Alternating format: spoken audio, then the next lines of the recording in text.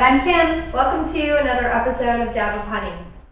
We both, although we both work from home the majority of the time, we also are in front of our computers a lot. Like many of you probably are. It seems today most everybody, for the most part, sits in front of a computer the majority of the day. Yeah, at least, 3 or more hours. Sure. So we wanted to kind of talk about some things that are really important throughout the day to kind of break up your day and also to keep your body feeling a little bit better so you don't get that really bad afternoon slump. Yeah. And also so that you kind of keep your limbs and your shoulders and everything kind of loose and not feeling so yucky after a long day of work. Mm-hmm. And taking some time really to do two things. A, look out away from your computer. Sure. Looking at, right here all day, every day. They're actually starting to do some studies to find out that it might be the reason that we have so much,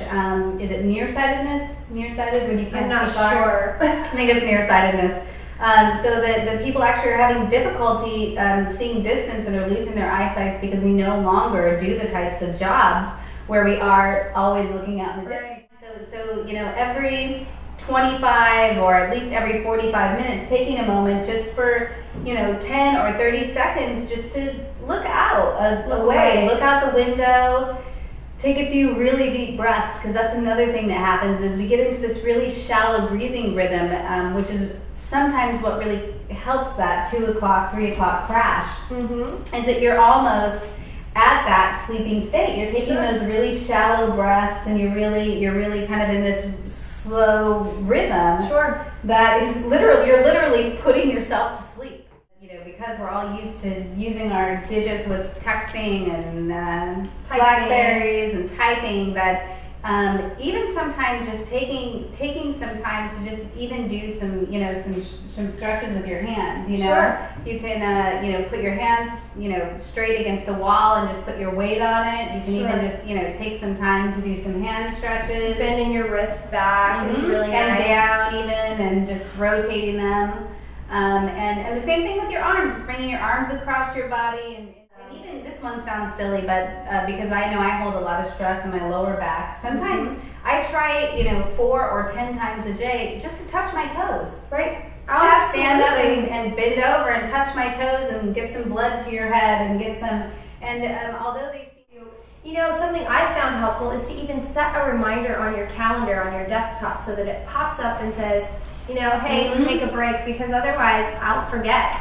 And I even do it where I set my oven timer. So I actually have to get up, if you have a little egg timer. So I actually have to get up and walk away from my desk in order to turn that off. So getting up, maybe taking a walk around the block if you have some extra time on your lunch break. And if you've got a pet and you are at home, get out there and give them a little bit of extra exercise. Even if you have a yard, put them on a leash and get out there around the block, because it makes a huge difference. It makes absolutely makes a huge difference.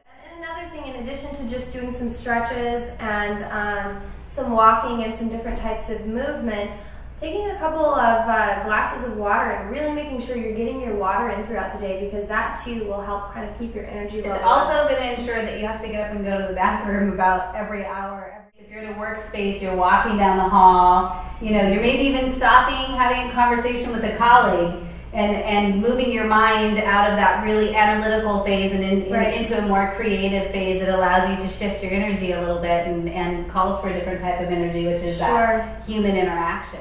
Sure. And although they seem like very basic forms of movement, you really can find that if you do enough of these interruptions, if you will, during the day, and are conscious about it, it really sweetens your life. Absolutely. It can definitely change your day. So I hope these tips that we've offered have helped to sweeten your life. And again, if you have anything to share with us, we would love to hear from you. Yeah, please share.